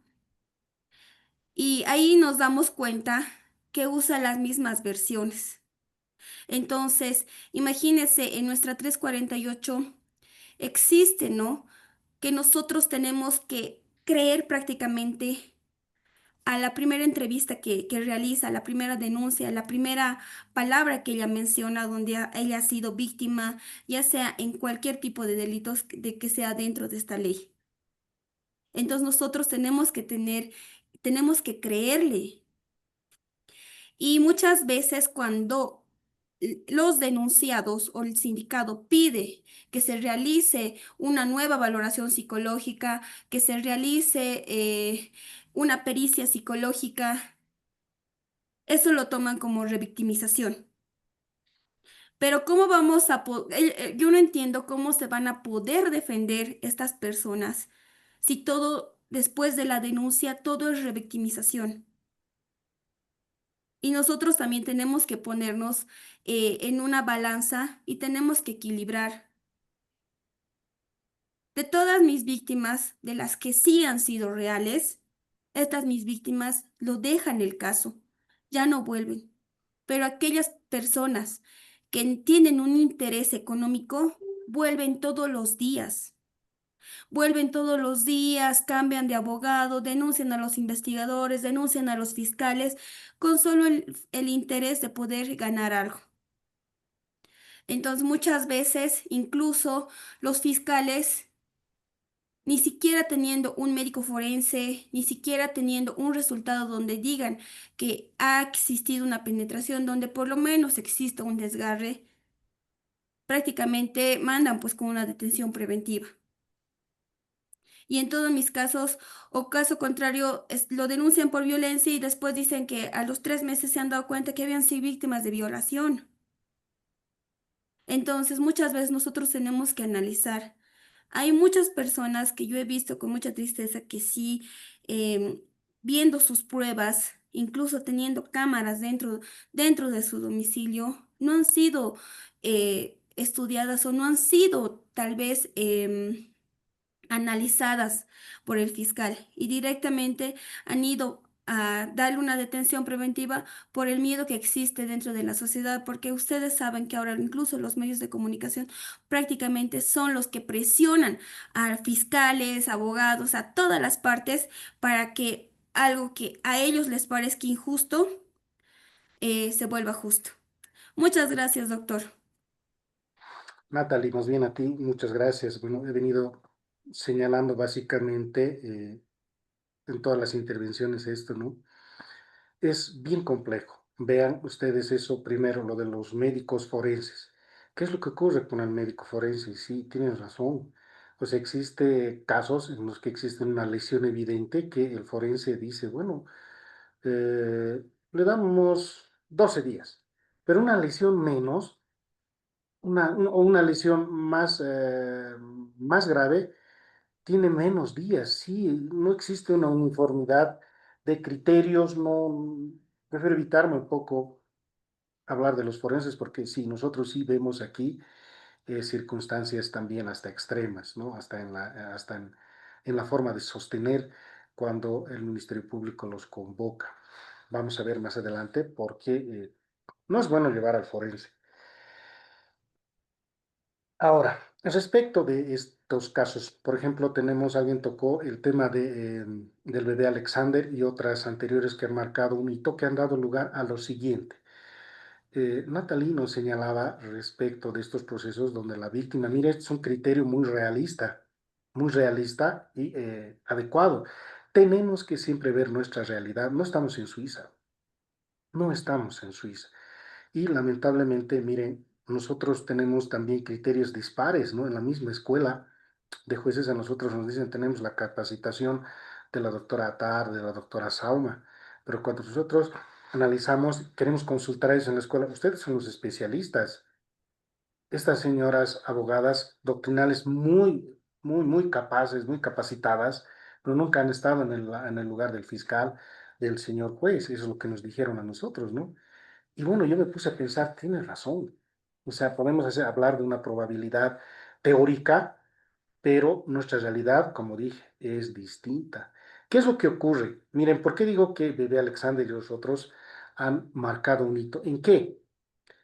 Eh, Mire, a mí, particularmente a mí, me da mucha pena los policías cuando son procesados. Primero, ¿qué hacen? El error que cometen es buscarse a su camarada que ha salido abogado, que jamás los defienden, ¿no? Pero ¿qué es lo que ocurre? Cuando un hecho se mediatiza antes del inicio del proceso, lógicamente, usamos nuestra lógica y tiene otra intencionalidad, porque el que es responsable tiene, pues, otro criterio, ¿no? O sea, el responsable en su afirmación, en su denuncia, como dice, no presenta, no viene, el Ministerio Público le tiene que estar llamando, señora, ¿saben qué? Si el proceso se cae, por si acaso te van a iniciar un proceso a vos y yo te voy a iniciar un proceso, es la clásica y le obligan a la víctima. Pero yo les digo lo siguiente, estas labores de búsqueda de prueba son importantes, son absolutamente importantes. Miren, estamos en el proceso penal del adolescente tocando estas agresiones sexuales. Yo conocí un caso, siempre es bueno retroalimentarnos por las experiencias porque nos ayuda muchísimo. Eh, Tengo un caso que ha llegado con acusación. Esta era una señora que no tenía, ya lo conté en las primeras clases, no tenía un interés la señora, no quería plata, no quería nada. Era la inquilina de un señor eh, cuyo hijo estaba detenido. ¿Por qué? Por abuso sexual, por violación. No han encontrado violación y le han dicho abuso sexual. O sea, pareciera, si ustedes se dan cuenta, que el Ministerio Público hace la apertura por un proceso de violación, no encuentran las pruebas, abuso le pondremos. Pareciera, ¿no? Pero en este caso, ¿cuál fue el que va a un médico a un centro médico público? Se hace atender con el SUS, la médico le dice, aquí hay desgarro, ha habido violación, está grave, tiene lesiones gravísimas la vagina. No sé cuál ha sido el criterio, pero el médico forense dijo que no hay nada. Lo más que tiene son escaldaduras, ¿no? ¿Y por qué? Porque la niña le dijo, me ha tocado mi cochino, me ha tocado mi cochino él. Entonces, veamos cuál es el tema, el tema ahí, que el Ministerio Público ha acosado. Y teníamos un adolescente con responsabilidad detenido. Le hemos perjudicado a ese, porque tranquilamente podía haber tomado otro análisis. ¿Y qué era lo más grave? Y esta fiscal, que ahora ya no está en la ciudad de La Paz, se ha ido a Sucre, era de las últimas promociones de la Escuela de Fiscales, como era la única, es una sola fiscal en la ciudad del Alto de Niñez. He identificado que esta médico no había sido el único caso en el que ha emitido este tipo de informes. La hemos convocado aquí y la médico no sabía qué decir, porque vino de testigo y no supo defender su posición. Ahí la fiscal me dice, doctor, esta profesional no es la única. No es la única vez que emite este tipo de certificados. Es más, el mismo médico forense, por coincidencias de la vida, le dice que no hay y nunca hubo. Entonces, por eso es necesario siempre actuar con responsabilidad. Miren, para nosotros, si se dan cuenta, los ejemplos, las experiencias que hemos vivido nos enseñan mucho más que estas clases. Yo estoy de acuerdo, por ejemplo, con creerle a la víctima. Estoy plenamente de acuerdo con las agresiones que sufre y creerles, más cuando son niños, porque hemos visto la norma convencional es la que nos dice este derecho a ser oído y que su opinión se tome en cuenta, debe ser materializado. Pero ¿cómo materializamos eso? A través siempre de la prueba periférica. ¿Qué tal si aplicábamos este razonamiento de le escuchemos la verdad? Y por eso decía, ¿no? Ya no, pues no, que no haya fiscales y jueces y emitan una sentencia. ¿Por qué? Porque si escuchamos únicamente la verdad, ¿qué habrá sido de este adolescente? Ha estado más de un año detenido. Y no es uno. No sé el resultado del otro proceso porque estaba con otro juez. ¿Qué tal si no teníamos una fiscal tan hábil y acuciosa que se ha dado cuenta y tenía para mí una memoria fotográfica porque en tantos procesos que tienen ha identificado la actividad o la actitud de esa médico que la hemos denunciado al CEDES porque le ha perjudicado al niño y qué ha hecho?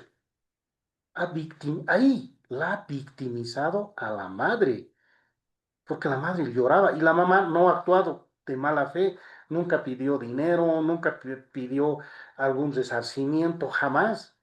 La madre lo único que se haga justicia por mi hija, pero la hemos revictimizado después de que Anto venía llorando por la situación de su hija, que el juez le emite una sentencia absolutoria. ¿Cómo creen que quedó? Veamos el lado, no quiero decir el lado oscuro, pero pareciera, ¿no? Que existe otro lado. Por eso es que tenemos que actuar siempre con responsabilidad. Yo les digo, miren, no son cerradas estas posiciones. Al inicio yo de mi actividad, primero yo conocí el caso del bebé Alexander. ¿Por qué? Porque yo ingresé precisamente en lugar de la doctora que salió y yo ocupé ese lugar en el Tribunal Décimo de la Ciudad de La Paz. con la refuncionalización, nos han supercapacitado, pero hasta el alma, decía, no desayunábamos. Mañana, tarde y noche teníamos capacitaciones sobre violencia y precisamente eran posiciones absolutamente duras. Estas posiciones absolutamente duras con la implementación de la RAI se han modificado porque particularmente los que conformamos ese tribunal los hemos dividido en tres, no dábamos conciliaciones, no dábamos lugar a conciliaciones. Se han quejado, han hecho todo, pero no dábamos lugar, cumplíamos con la Recomendación General 35 en este aspecto. Pero la RAI ha tenido una posición un poco regresiva, si se dan cuenta. Pero yo cuando teníamos esa capacitación de la aplicación de la RAI, le pregunté a la capacitadora que ella tenía la posición dura. Le dije, doctora, o sea, usted ha aprobado esta RAI, usted ha formado parte, sí, me dice. Pero usted ha dado lugar a que ahora consideremos ya la conciliación. Entonces, ¿qué vamos a hacer? Yo particularmente he condenado a policías de alto rango, que al salir me han dicho, doctor, no me voy a quedar así. Yo le he pedido el favor y usted me ha condenado. Yo voy a verlo en el lugar, no sabe lo que le voy a hacer. No me voy a quedar así. O sea, era un agresivo mato. Su esposa, pese a los 20 certificados de forenses que tenía anteriores, pedía conciliación. No le dimos. Hay policías en las que han querido conciliar porque hay evidencia de que los hechos no eran reales. No le hemos dado lugar. ¿Cómo hemos perjudicado a esas personas? Los hemos sometido. Y me dice, bueno, ha sido una posición mayoritaria. Vean cómo esa posición dura va a ir cambiando, pero siempre hay perjudicados. Tenemos que actuar también de este lado de la moneda. Por eso es que esta aplicación de la presunción de inocencia, que doctrinalmente ahora se denomina estado de inocencia, esa posición debe ser quebrantada, digo, con prueba. Por eso tiene esa tercera trascendencia de la prueba con capacidad de romper este estado de inocencia. Veamos que aquí un poco no aplicamos la prueba que genera duda razonable. No aplicamos. Existen casos, vean, existen casos, tengo un caso, les explico sin dar los nombres. Esta era una señora que a un policía le ha acusado de violación cuando tenía 5 años. ¿No? Y todo era por el informe social. Decía que, bueno, el tema de los conflictos es bienes. Y los hechos, se me ha penetrado, me ha hecho esto, pero me violaba. Yo era como su mujer, todos los días soportaba hasta que yo he tenido, él se ha casado y según así venía todavía a violarme, decía, ¿no? Y a su hermano. Pero todavía ha sido, ¿por qué? Porque él ayudó a los demás a entrar a la policía. Ella no ingresó porque se aplazó. Entonces tenía un resentimiento. Pero ¿qué es lo que hizo? Ella era parte de las señoras del grupo de indígenas Bartolina Sisas. Era dirigente. Entonces, ¿qué hizo? Fue al defensor del pueblo y a través del defensor del pueblo ha generado un informe psicológico social, pero realmente es admirable, ¿no? O sea, bien detallado, bien. Nunca he visto así, aparte de este. ¿Por qué? Porque han presionado a la defensoría a través del defensor del pueblo. 5 informes psicológicos hay en ese proceso. Ahora, ¿cuál es el tema? En cada uno va cambiando su versión. ¿Le ha sido favorable si es una víctima? No. Ahora, ¿qué decimos? Estos autos supremos, esta jurisprudencia que en la anterior semana les di, les mencioné respecto de la verdad para el inicio del proceso, pero aquí tenemos 5 verdades. ¿A cuál le creemos? ¿A cuál de las 5 verdades le creemos? ¿Ve? Les digo, es complicada, siempre la experiencia nos ayuda a razonar de distinta forma, a ver nuestra realidad de distinta forma.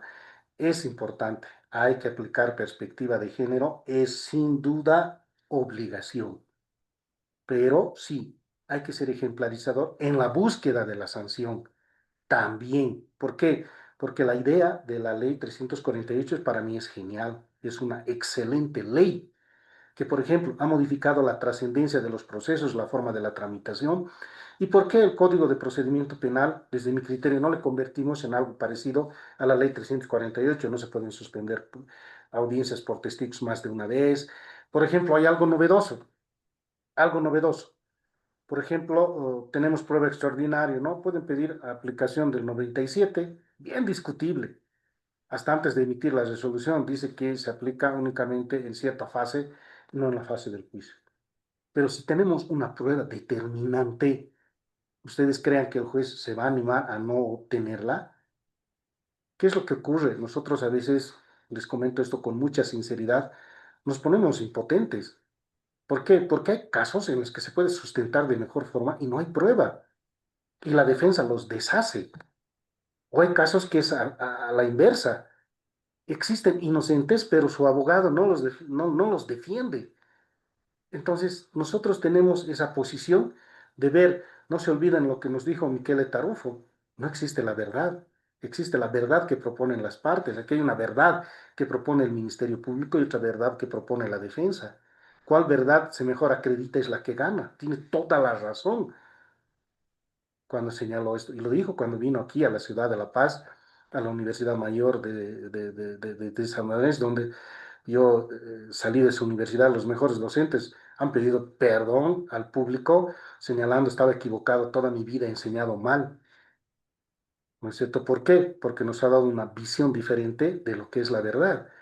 Entonces, siempre, queridos colegas, psicólogos, trabajadores sociales, debemos siempre trabajar. Estamos hablando de un proceso penal del adolescente, donde es más garantista para el adolescente con responsabilidad. No está de más analizar siempre esto con la perspectiva de la ley 1970. Silvia Escobar.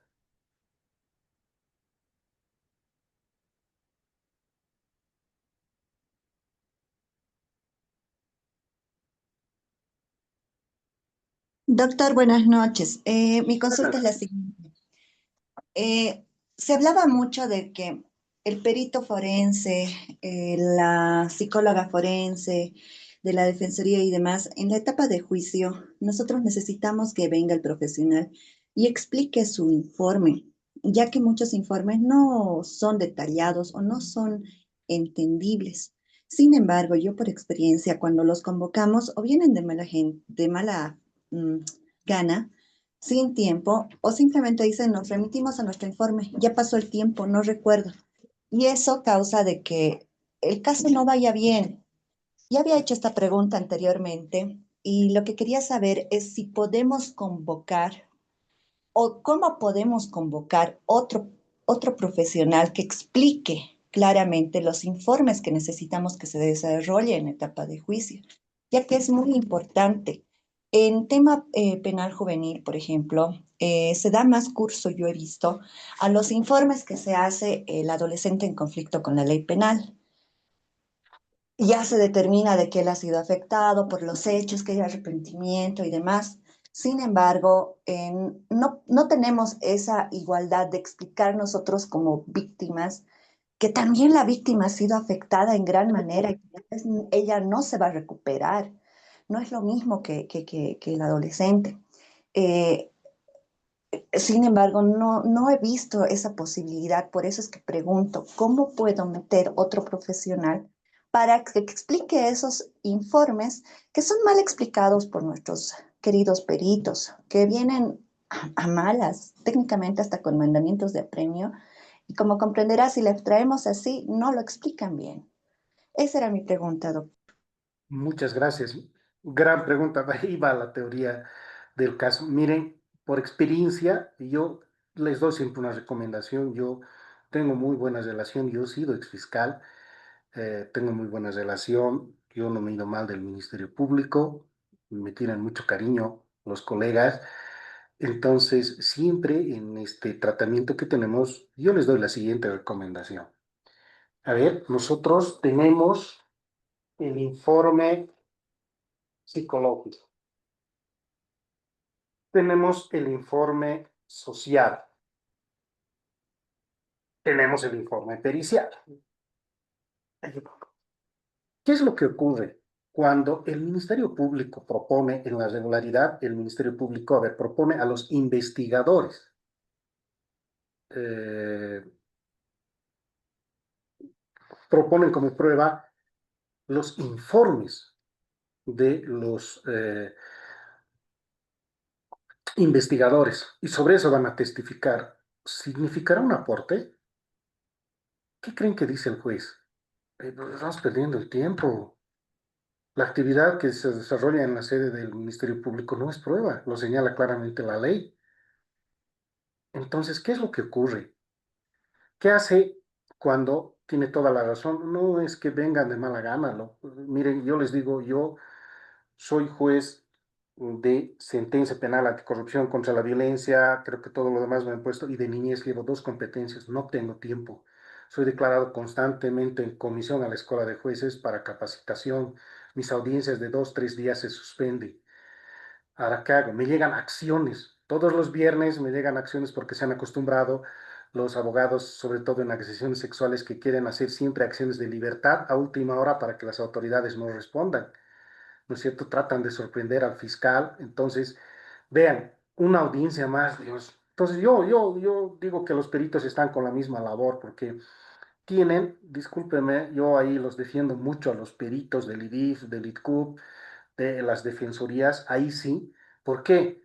Porque tienen una carga realmente abundante, ¿no es cierto? Y a veces nosotros tenemos que tomar medidas, fíjese, para el proceso disciplinario, particularmente, yo no materializo eso, sí ordeno, pero no materializo porque yo entiendo su labor.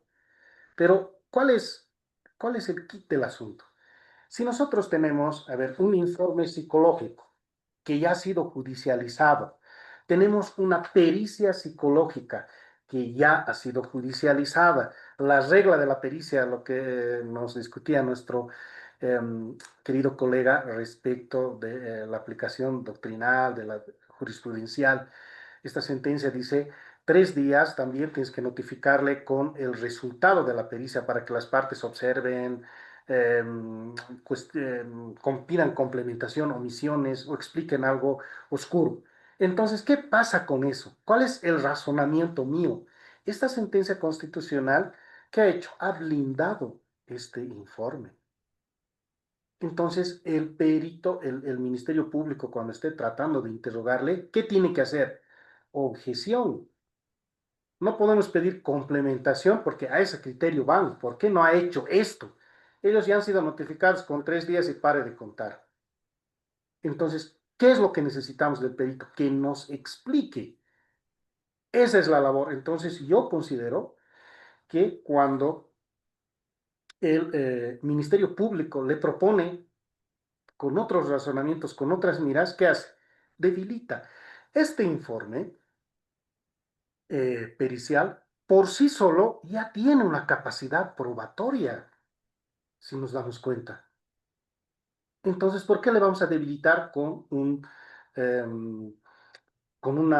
ataque al psicólogo? Ya han escuchado este profesional en estas alegaciones, el inútil, ¿no es cierto? A cómo le trata al profesional en psicología, al trabajador social. Entonces, yo considero que no es necesario. Tenemos que tener un catálogo de pruebas que sean idóneas, realmente idóneas, que no pongan en riesgo este informe. ¿Por qué? Tengan razón. A ver, el testigo siempre es el que ha visto algo, ha escuchado, percibido a través de un sentido. Lo que hace es tratar de reproducir lo más fiel posible lo que él ha visto, ha percibido. Entonces, ahí tenemos siempre otra opinión. Podemos proponer a otro perito especializado. ¿Para qué? Para que nos explique. ¿Qué nos va a explicar? He usado esta técnica, he usado este test, ¿no es cierto? A ver, ¿qué significa esto, esto, esto? Ah, ya, podemos poner, es una especie de metapericia que se hace, ¿no es cierto? Entonces podemos hacer una observación en la defensa.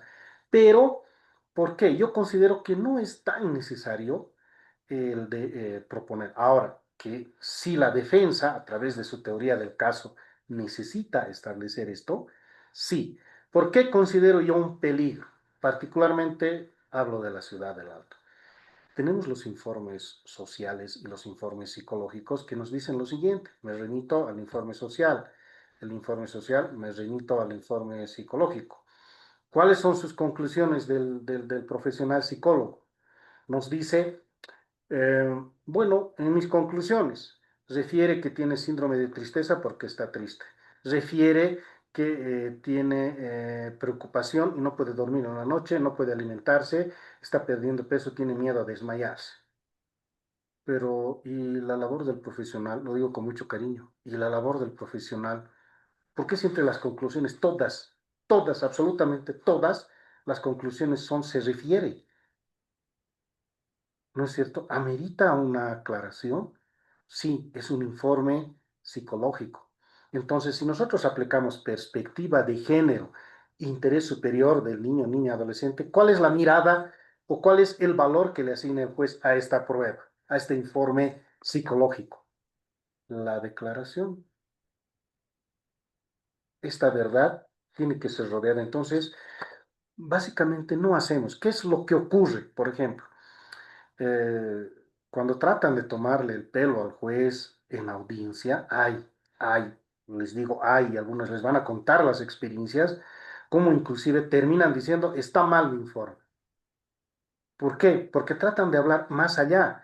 Ustedes únicamente respecto de esto, ustedes ya han emitido un criterio. Profesionales psicólogos en el juicio, ustedes ya han emitido un criterio por escrito y esa es la que vale, no van a modificar ustedes con la declaración, pero le va a llegar a decir, a ver, ¿por qué usted pone esto a referencia de la señora? Porque ¿dónde está el trabajo suyo como profesional psicóloga? ¿Qué ha hecho?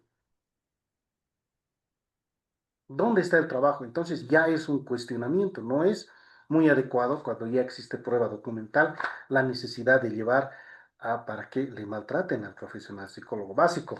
Este informe social que se ha generado en la Defensoría de la Niñez y precisamente para la teoría del caso, que bueno, no vamos a alcanzar el día de hoy, es precisamente esa la principal destreza que yo quiero expresarles, comunicarles, para que los fiscales ya tienen conocimiento, tienen suficiente experticia en eso. La policía boliviana tiene experticia en eso, pero no los trabajadores sociales, los abogados de la defensoría. ¿Por qué?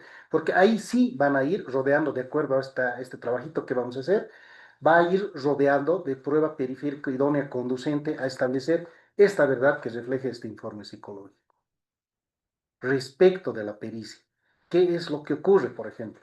¿Cuáles son los riesgos que vamos a permitirnos analizar?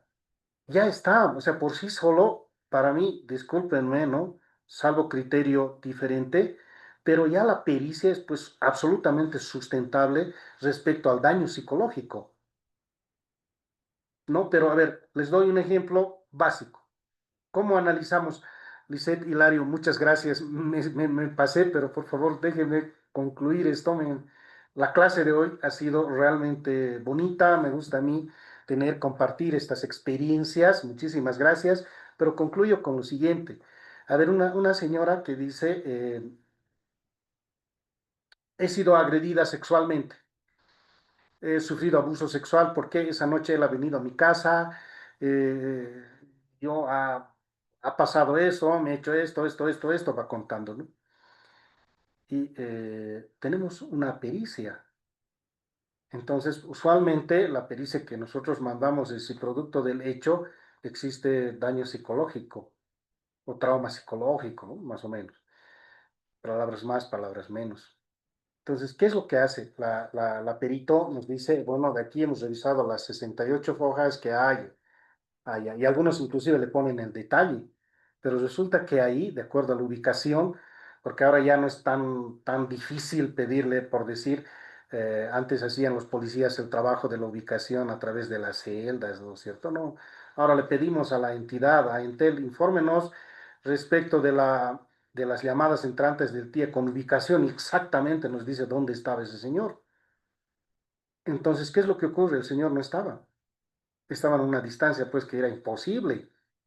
Pero la perito sí dice, y ese proceso se ha caído, pero el dictamen sí nos dice Sí, hubo daño como consecuencia del hecho, pero si el señor jamás estuvo ahí, o la señora jamás sufrió lesiones, ahí sí les van a pedir una explicación, ¿no? Ahí sí ameritaría, pero en lo demás, señores fiscales, sobre todo en materia de niñez, ¿por qué? Porque hay que tener un poco de cuidado siempre respecto de a quién vamos a proponer. Por ejemplo, proponemos a los señores policías que nos van a decir si ese día le he notificado o no. ¿Cuándo es necesario que vaya el policía? Cuando tenemos acción directa. Para que veamos, los colegas no tienen ductilidad en la defensa. ¿Por qué? El 80%, a ver, tenemos aquí a Natalie, que nos ha ilustrado de manera genial lo que es nuestra realidad. Pero si vemos ahí lo siguiente, ¿qué hacemos? Acción directa. Pero de todo es acción directa. ¿Y qué significa la acción directa? ¿Por qué se han preguntado ustedes, no utilizamos el procedimiento inmediato por flagrancia? ¿Saben por qué no se aplica eso? Básico. Tenemos una dificultad. No todos son flagrancia. Me ha pegado hace 3 meses. Listo, vayan a traerlo, es acción directa. Me he hecho esto hace 2 años, acción directa. Pero todo es acción directa. En flagrancia, pero cuando la norma nos dice dos posibilidades únicamente hay en Bolivia. En el momento de la comisión del hecho, inmediatamente después, cuando es perseguido. Entonces, veamos que nuestras mismas capacidades probatorias nos dificultan avanzar y resguardar. Para mí la ley 348 es maravillosa, solo que nosotros la estamos desnaturalizando, me incluyo. La estamos desnaturalizando y aplicando, por ejemplo, estos bolivianismos, esta viveza criolla, está desnaturalizando y existe descontento que la gente tiene razón. ¿Por qué? Porque existimos también algunas autoridades jurisdiccionales, hemos escuchado de allá, y existen, aunque no crean, jueces que a ojo cerrado y si entonces todo condena. Entonces también existen estas dificultades a las que estamos analizando. Cecilia Bolívar, buenas noches. Buenas noches, doctor. Sin ánimo No, no, de no, no, dar adelante. de que esté tan la clase y los compañeros deben estar cansados. Solamente que es importante también en este aspecto de reflexión de que en todo momento estamos hablando de este sistema penal para adolescentes, ¿no? Entonces, un tema es los informes psicosociales y el otro son los peritajes generados en calidad de prueba para determinar la responsabilidad o no del adolescente, ¿no? Recordemos que el artículo 70 de la Ley Orgánica del Ministerio Público ordena precisamente a las y los fiscales que para cualquier determinación que ellos deban tomar se tenga que considerar los informes psicosociales, ¿no? ¿Y cuál es la función de los informes psicosociales en la justicia penal para adolescentes? Específicamente, un informe psicosocial lo que tiene que hacer es determinar las posibles causas que llevan al o el adolescente a cometer un hecho delictivo, ¿no? Reconocer su condición tanto psicológica como social al momento de ser evaluado. Pero, ¿por qué? Porque el fin del sistema penal y es la aplicación de una medida socioeducativa, no de una pena. Evidentemente, la conducta está adecuada a un tipo penal de un código penal de adultos, ¿no es cierto? Pero no es el fin la pena, sino una medida socioeducativa. Y la medida socioeducativa cumple esos fines meramente educativos, de reintegración social y, si fuera posible, de reparación del daño. Entonces, los informes psicosociales, porque precisamente se comentaba de eso hace un momento, tienen esa finalidad y que el Ministerio Público pueda reconocer estos informes para el planteamiento del requerimiento conclusivo que corresponda, ¿no? Como usted hizo mención en todas las clases, es determinar qué factores de riesgo están y qué factores de protección pueden reforzar la aplicación, ya sea de una medida en libertad, semilibertad o con restricción o de internamiento, ¿no? Y hace un momento cuando se decía, los informes psicosociales son para determinar si es que el adolescente está afectado o no, obviamente porque existe una figura que es la de desjudicialización, que es la de remisión. Entonces, hay particularidades que evidentemente uno busca a veces ante el vacío, pero usted lo ha dicho en reiteradas oportunidades que este sistema es especializado, hay que interpretarlo. Acudimos en base al promine pro persona o a la norma que mejor favorezca al Código Penal o al Código de Procedimiento Penal, perdón. Entonces, no podemos dejar de pasar de lado que cada vez que analizamos debemos aterrizar a dónde estamos, ¿no? Evidentemente no se deja en vulneración o vulnerabilidad a la víctima, porque precisamente para eso está el enfoque restaurativo, ¿no? Que es un sistema penal para adolescentes que se transversaliza con el enfoque restaurativo, que lo que busca es darle esa atención, esa voz a la víctima. Entonces, si nosotros no aplicamos bien un procedimiento para adolescentes, estamos más bien atentando contra un proceso de reparación y atención a las víctimas. Entonces, de ahí, estimado doctor, que creo que es importantísimo también señalar el porqué de los informes psicosociales e independientemente de estos peritajes que se hacen en calidad de prueba para ser producidos en las audiencias de juicio oral, ¿no? Entonces, eso quería hacer un pequeño aporte, estimado doctor. Excelente, muchas gracias, Cecilia. Lo que pasa es que estamos viendo siempre ahora del lado de la víctima. La finalidad del diplomado es siempre el lado de la víctima. No nos olvidemos que el informe psicosocial del adolescente con responsabilidad es distinto, tiene otra finalidad distinta, no tiene la finalidad como estamos acostumbrados a escuchar en el litigio por las partes de generarla como prueba para desvirtuar. No. No, no, no, no, no, no. La finalidad última de estos informes es lo que usted acaba de decir, identificar los factores de riesgo que han dado lugar al comportamiento del adolescente con responsabilidad. En cambio, la prueba de la que estamos analizando y ha generado una bonita controversia, precisamente está vinculada a la protección a la víctima en agresión sexual en casos de adolescente con responsabilidad. Estamos hablando de este lado. ¿Por qué? Porque la prueba tiene que sustentarse, así sea un proceso penal del adolescente o no, esta verdad debe demostrarse.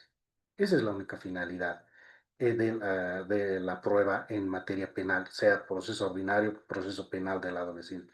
El informe que se realiza para el adolescente es absolutamente distinto. Era Juan Carlos el que en la primera clase nos señaló respecto inclusive de si era correcto que la misma Defensoría haga los informes para ambas partes. ¿Por qué? Porque la Defensoría de la Niñez y Adolescencia, donde no es una población grande, no es un municipio grande, eh, no tiene varias unidades, pero sin embargo también quedamos claro que esta prueba la puede hacer tranquilamente porque la finalidad es distinta. Esta prueba que realiza la identificación de los factores de riesgo no está destinada a desvirtuar, sino a identificar por qué ha cometido este delito, por qué ha desplegado ese comportamiento el adolescente con responsabilidad, identificar estos factores de riesgo para corregirlas. Puede ser que haya cometido una agresión sexual porque ha sido hipersexualizado por sus familiares, o es agresivo, ¿por qué? Porque en la familia existen progenitores que son agresivos. Entonces hay que ponerle una solución a eso. Con esto quedamos claros respecto del tema psicológico. La próxima clase voy a ya habilitar por favor, mi tableta que no la he podido, porque este equipo es institucional y me pide siempre la contraseña, pero ya para la próxima clase vamos a hacer este ejercicio de manera concreta. Voy a yo pasarles, por favor, a través de nuestra coordinadora, hechos. Un hecho que va a ser en 10 líneas. Entonces, por favor, leamos desde el punto de vista de los trabajadores sociales, de los psicólogos para la próxima clase y de los abogados también, que existe personal muy especializado, que es el Ministerio Público, la Policía Boliviana, respecto de qué pruebas podemos rodear en este hecho que les voy a poner en conocimiento.